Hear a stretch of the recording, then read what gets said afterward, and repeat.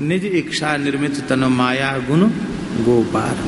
प्रभु आप अपने विरध को बचाइए और सबके ऊपर कृपा कीजिए, सबको अपने चरणों का प्रेम प्रदान कीजिए और सबको सुखी कीजिए। बस यही बधाई ठाकुर जी के चरणों में हम मांगते हैं।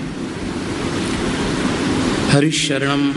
आज विनय पत्रिका का पद 154, पद संख्या 154।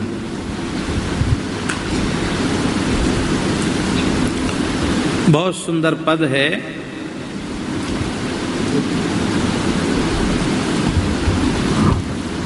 देव दूसरो कौन,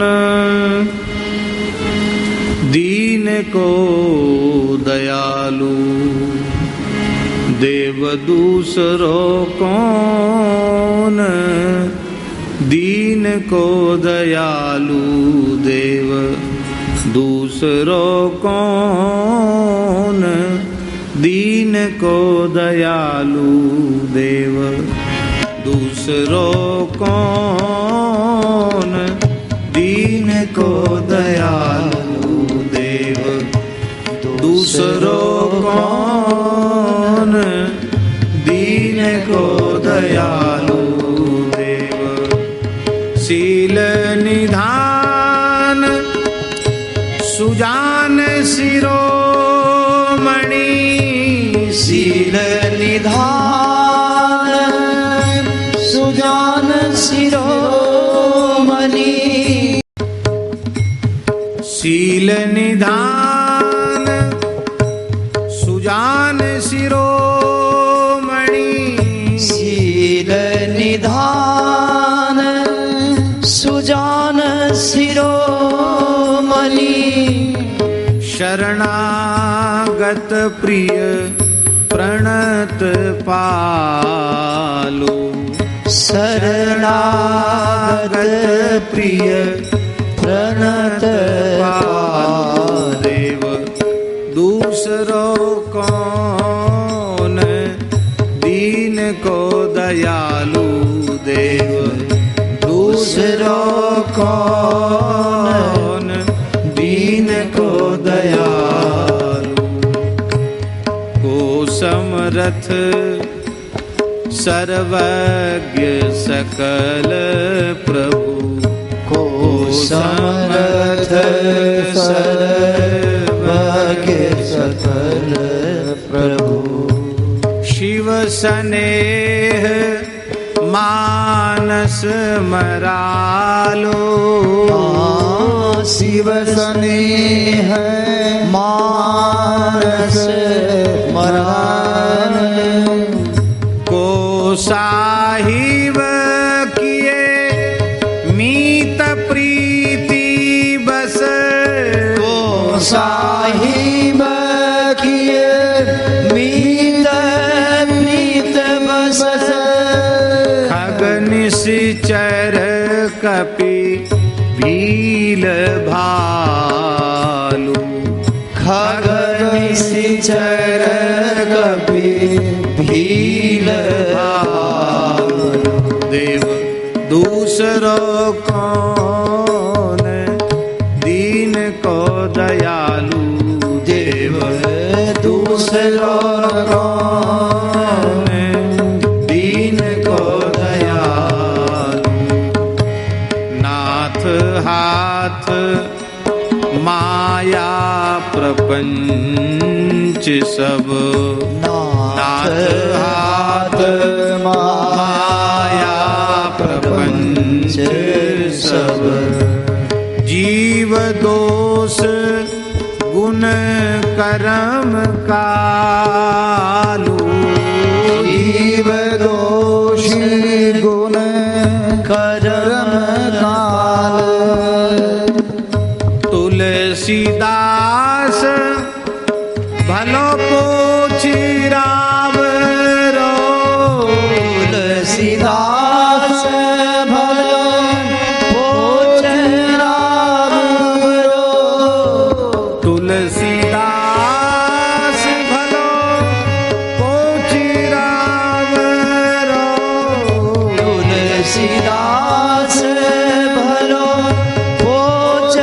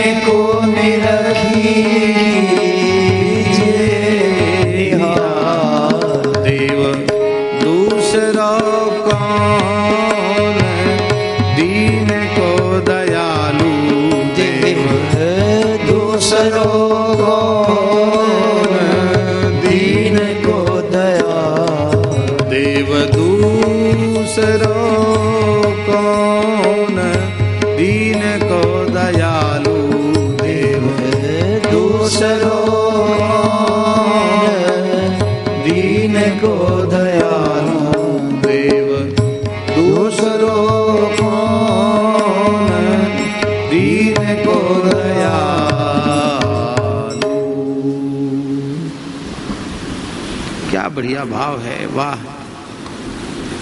यहां इस पद में संबोधन है देव। देव का अर्थ है, वैसे कई बार हम इस अर्थ की व्याख्या पिछले पदों में कर चुके हैं, लेकिन पुनः कह देते हैं।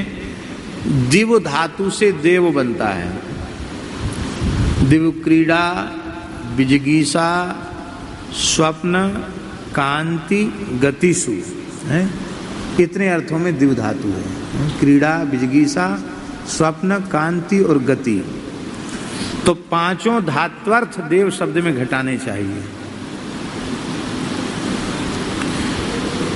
सब घट खेले कौन है? सब घट खेले कौन?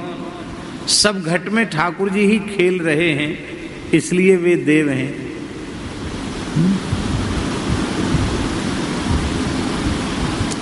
विजिगीषा किसको कहते हैं? हैं? इच्छा को कहते हैं ना।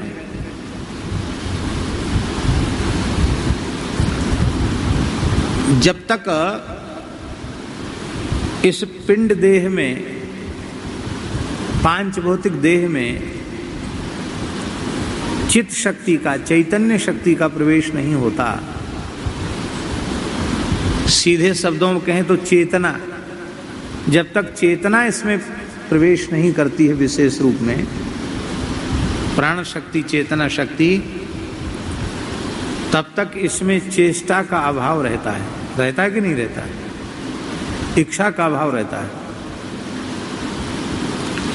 आप लोग कहेंगे कि इच्छा तो सोते समय भी नहीं रहती, लेकिन क्रिया तो होती कि नहीं? सोना भी एक क्रिया है, श्वास लेना भी क्रिया है, चेष्टा तो होती कि नहीं होती? तो जिस तत्व के समस्त प्राणियों के अंतर्यामी रूप में विराजमान होने पर इच्छा उत्पन्न होती हो, है, विजिगीषा उत्पन्न होती हो, उस तत्व को देव कहते हैं। ठीक है? स्वप्न,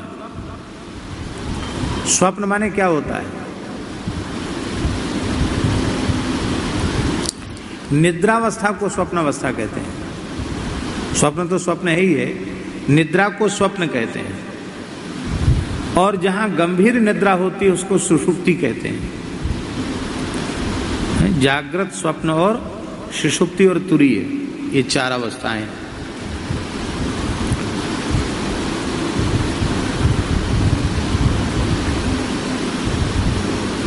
प्रत्येक जीव के अंतर्यामी रूप में भगवान विराजमान है, और वे निद्रा के काल में जीव को विश्राम देते हैं, देहेंद्रियादि को विश्राम देते हैं।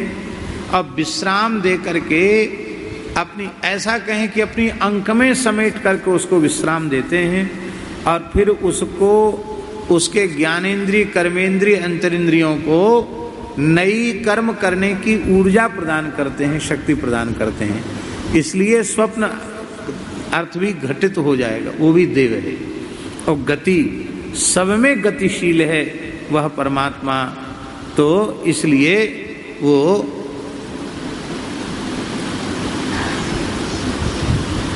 देव है।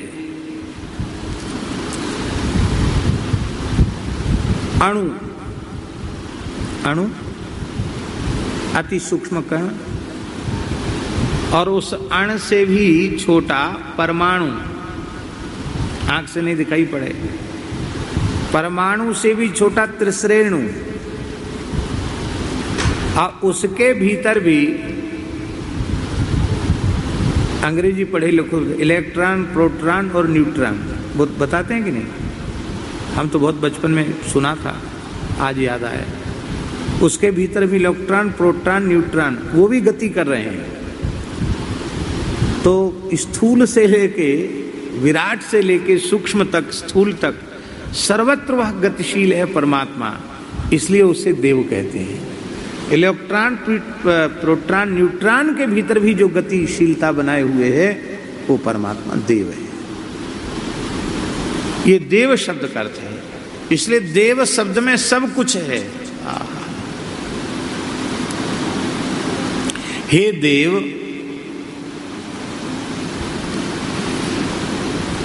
हम पहले कह चुके हैं कि विनय पत्रिका के पदों में जैसे सूत्राष्टाध्यायी में अनुवर्तन का क्रम है, ऐसे ही यहाँ भी अनुवर्तन का क्रम है।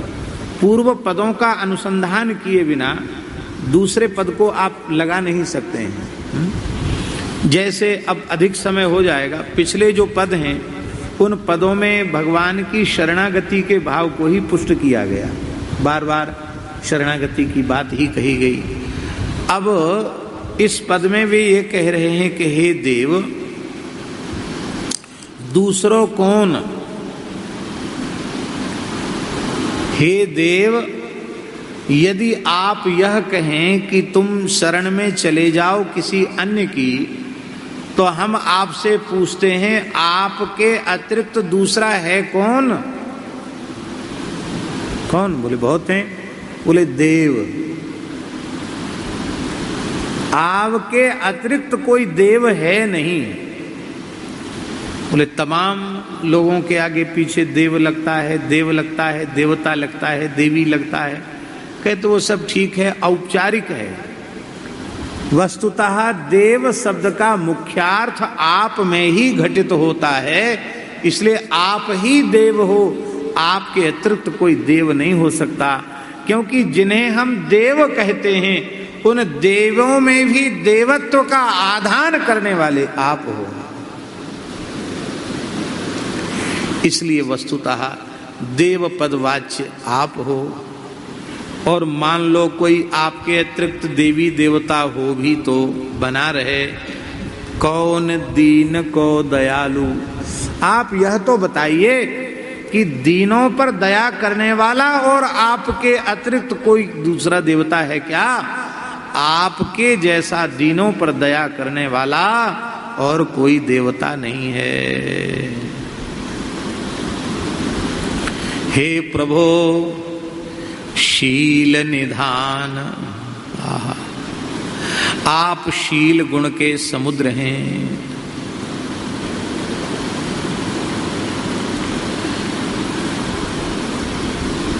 शील कहते किसको हैं? यद्यपि हम शील की व्याख्या पिछले पदों में कर चुके हैं। 100वां पद आया था, आपको स्मरण में होगा, सुनु सीतापति शील सुभाऊ, मोदन मन तन पुलक नयन जल सोनर खेहर खाऊ। उसमें शील शब्द की चर्चा हुई थी और भी कई पदों में कर चुके हैं। पर शील शब्द का सरलार्थ यह समझना चाहिए, शील कहते किसको हैं?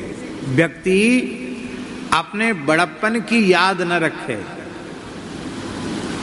कि मैं बहुत बड़ा हूं, मैं बहुत ऊंचे पद पर बैठा हूं, बहुत भारी प्रतिष्ठा मुझे प्राप्त है, बहुत बड़ी विद्या, बहुत बड़ा ज्ञान, बहुत बड़ा पद, बहुत बड़ी प्रतिष्ठा मुझे प्राप्त है, और ये क्या है मेरे सामने? ये तो कुछ भी नहीं है, हैं? ये भाव जिसके मन में होगा उसमें शील गुण प्रकट नहीं हो सकता।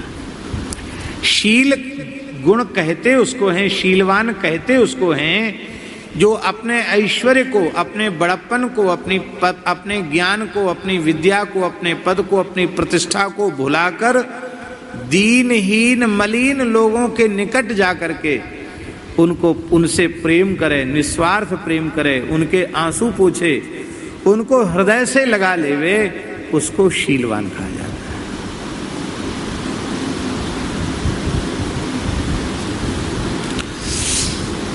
माने दीनहीन मलिन आदि को भी आदर देना, अपना लेना, ये शील गुण का वैशिष्ट है।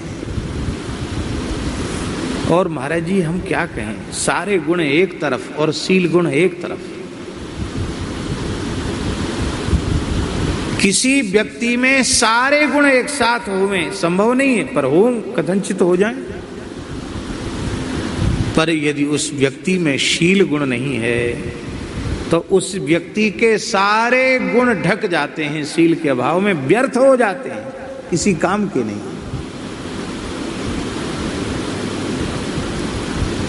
और सच्चे अर्थों में कहें तो गुण नहीं रह जाते, गुणों का दिखावा मात्र रह जाता है। गुण नहीं है, गुण की नकल है। गुणवान होने का नाटक करना है, गुण नहीं है। कोई गुण, कोई विशेषता किसी व्यक्ति में न हो, पर यदि वह शीलवान है, क्या कहना, यदि उसमें शील गुण है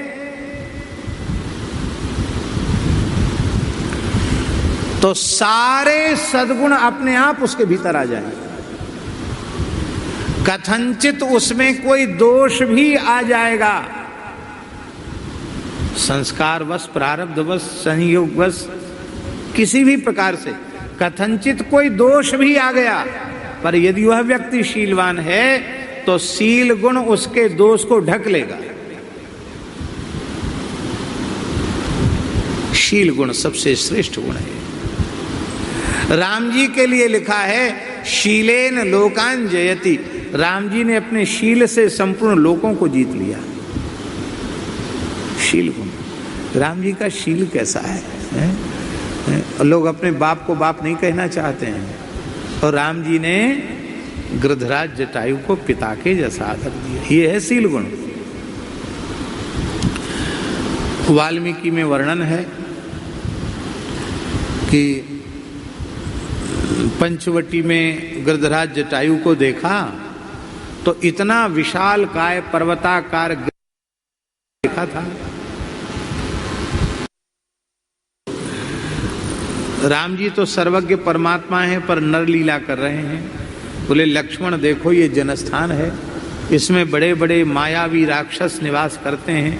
लगता है ये भी कोई मायावी राक्षस इस विशाल गृध्र के रूप में यहाँ उपस्थित है। देखो हम लोगों को बड़ा सावधान रहना चाहिए, सीता की सर्वविध सुरक्षा रखनी चाहिए।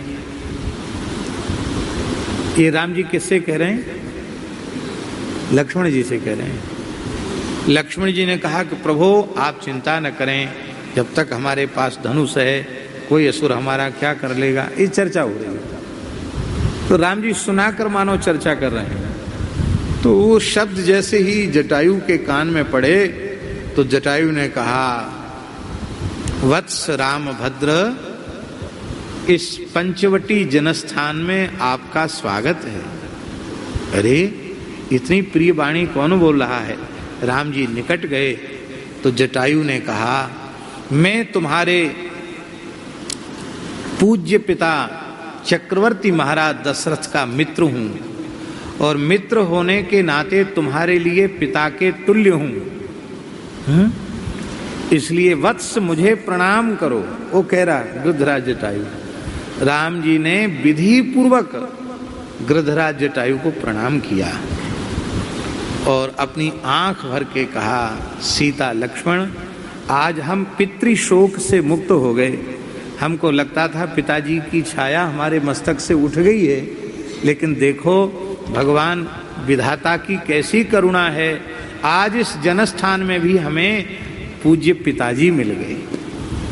और जब जटायु का शरीर पूरा हुआ, वीरगति को प्राप्त हुए जटायु, और भगवान ने अपने हाथ से उनकी अंत्येष्टि की, उस समय भगवान ने लक्ष्मण से कहा लक्ष्मण, अब तक हम नहीं अनुभव करते थे कि मैं पितृविहीन हो गया, लेकिन आज मुझे अनुभव हो रहा है कि मैं पितृविहीन हो गया। आज मुझे अपने पिता के जाने का शोक हो रहा है। आमिष भोजी गृध्र को पिता पिता कह करके आदर देना, जटायु की धूर जटान सो झारी, उसके लिए तर्पण श्राद्ध और पिंडदान करना, ये राम जी के अतिरिक्त और कौन कर सकता है। ये है शील गुण। इसलिए वाल्मीकि रामायण के टीकाकार श्री गोविंदराज स्वामी जी ने गुणवान शब्द की बड़ी सुंदर व्युत्पत्ति लिखी है। वे कहते हैं राम जी गुणवान हैं। गुणवान का अर्थ उन्होंने शीलवान किया है। गुणवान माने शीलवान। गुणवान शब्द का अर्थ ही शीलवान होता है।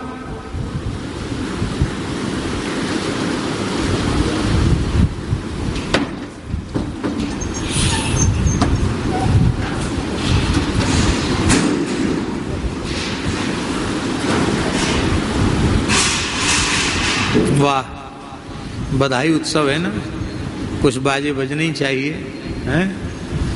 तो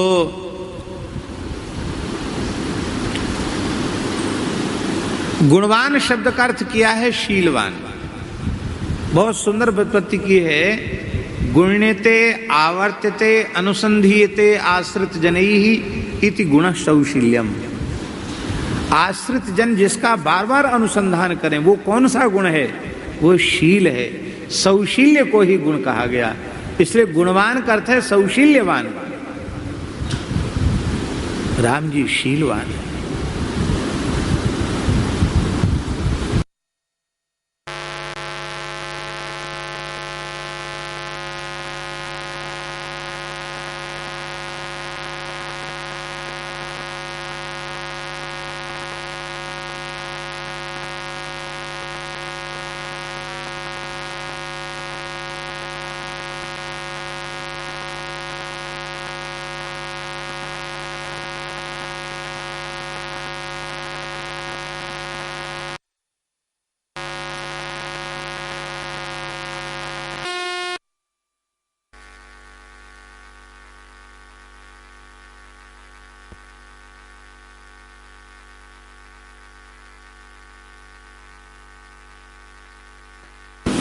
ये लेकर के और वो खड़ी थी कि किशोरी जी के विवाह में हमारा भी अंशदान लग जाए।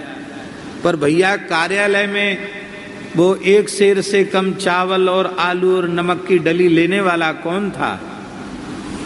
क्योंकि कार्यालय में तो प्राय सेठ साहूकार बैठते हैं और उनका तो चश्मा ही दूसरा होता है। पर पूज्य श्री बक्सर वाले महाराज जी ने उस वृद्धा को देखा तो आप स्वयं उठ करके गए और अपना आंचल फैला करके कहा, लाओ माँ, लाओ लाओ। है यही बात है ना।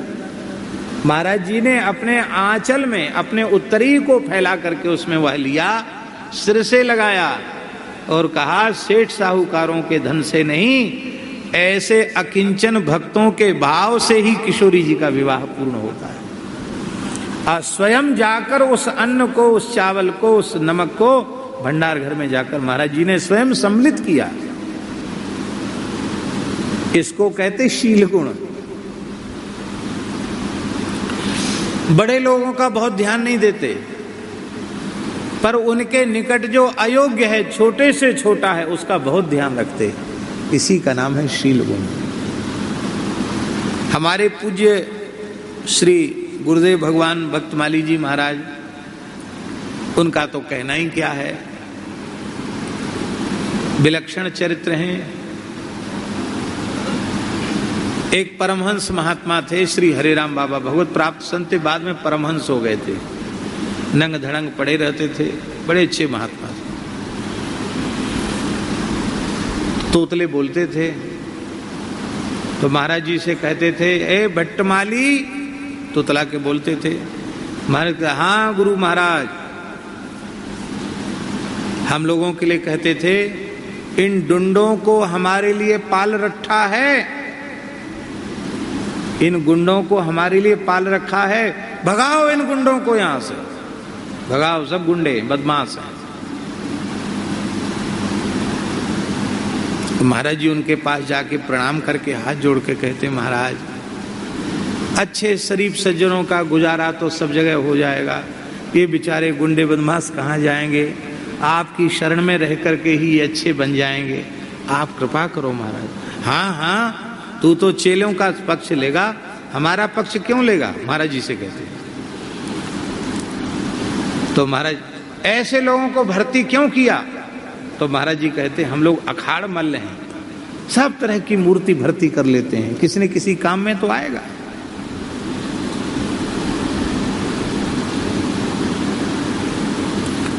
हमारा ये विश्वास, हमने ये देखा अपनी आंखों से, संसार में जिसका कहीं निर्वाह न हो, उसका निर्वाह श्री गुरुदेव भगवान के चरणों में हो जाता है। ऐसे बुरे से बुरे लोगों का निर्वाह।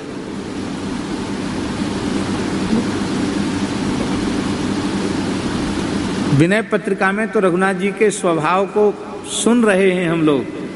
पर रघुनाथ जी के उन दिव्य गुणों को पूज्य महाराज जी के चरणों में रहकर हमने प्रत्यक्ष अनुभव किया। हमको तो लगता हमें श्री रघुनाथ जी गुरुदेव भगवान के रूप में ही मिल गए।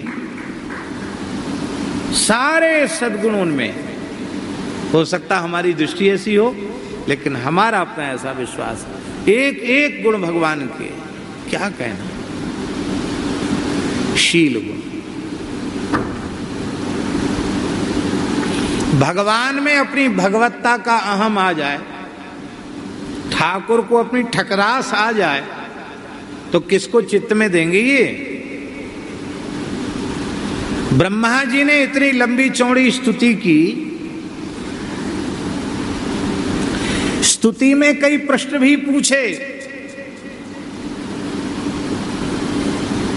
पर एक प्रश्न का उत्तर तो देने से दूर रहे। ठाकुर जी ना हंसे, न मुस्कुराए, न ठीक से उनकी ओर देखा, चुपचाप बने रहे। ये अपनी ठकुराई में आ जाए तो ब्रह्मा जी से भी बात न करें, ऐसे हैं। और कैसे हैं, ये है शील गुण। बिल्व मंगल जी महाराज कह रहे हैं, कैसी सुंदर श्री ठाकुर जी की विशेषता है। गोपालाजिर करदमे विहरसे विप्राध्वरे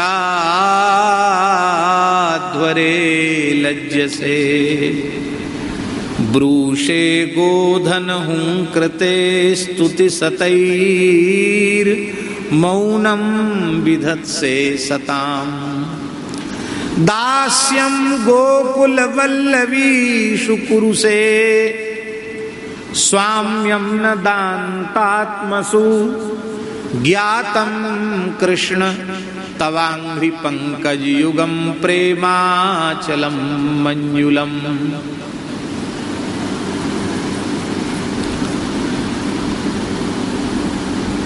हे गोपाल, तुम गोकुल की कीच में विहार करते हो, मैया के मना करने पर भी, और बड़े बड़े ऋषि मुनि महात्मा वशिष्ठादि ऋषि बड़े भाव से मंत्रोच्चार करके आपको यज्ञों में बुलाते हो, वहां नहीं जाते हो। विप्राध्वरे लज्ज से, ब्रह्मर्षियों के यज्ञ में जाने में आपको लज्जा आती है, और गोकुल की कीचड़ में सने डोलते हो।